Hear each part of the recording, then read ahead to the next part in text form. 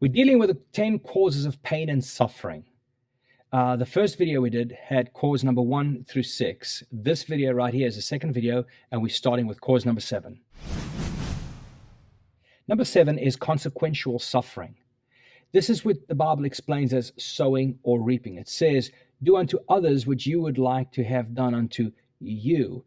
So it's kind of a give and take. And whether our decisions we make are good or bad determines what kind of thing we're going to be experiencing in life, the kind of suffering. For instance, we can be rude and therefore we can reap or experience a broken relationship, or we can eat bad and now we're not feeling good, or we can spend too much money in the front end of the month and now we're experiencing the pressure of not having enough money at the end of the month. So this is what's called consequential suffering. Number 8 is providential suffering. This is when God is doing something much larger than just us and we're playing a part within God's plan. We may never know that we did.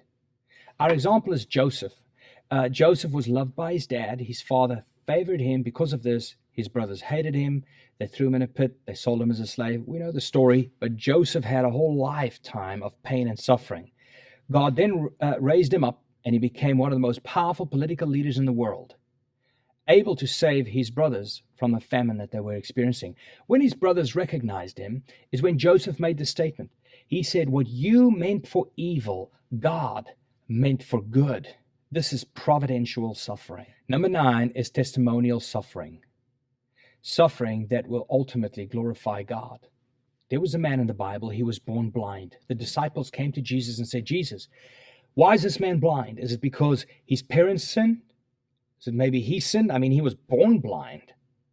Jesus said, no. He said in John 9:3, it is neither that this man sinned, nor his parents, but it was so that the works of God might be displayed in him. This is testimonial suffering.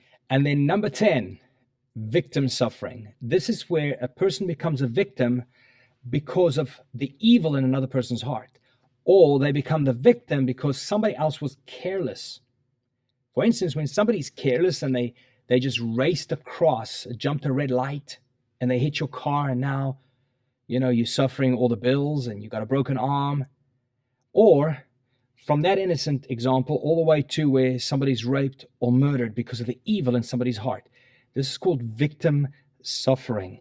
In Luke chapter 13, Jesus actually addresses 2 different scenarios of victim suffering. The first, he explains to the disciples when they asked him about those people that were murdered by Nero. Nero just grabbed a bunch of Christians and he slaughtered them, killed them, took their blood, mixed it with the blood of an animal, and used it as a sacrifice. And they said, what do we do with this? These people were victims. Was it because they sinned?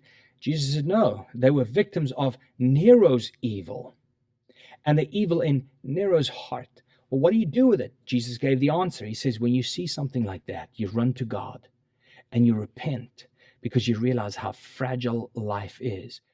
Hi there. Thank you for joining. Make sure that you like and follow us on Facebook. And if you're joining by YouTube, be sure to subscribe to our channel. You can also click the bell so that you'll be sure to be notified when Jacques puts out new teachings. God bless you.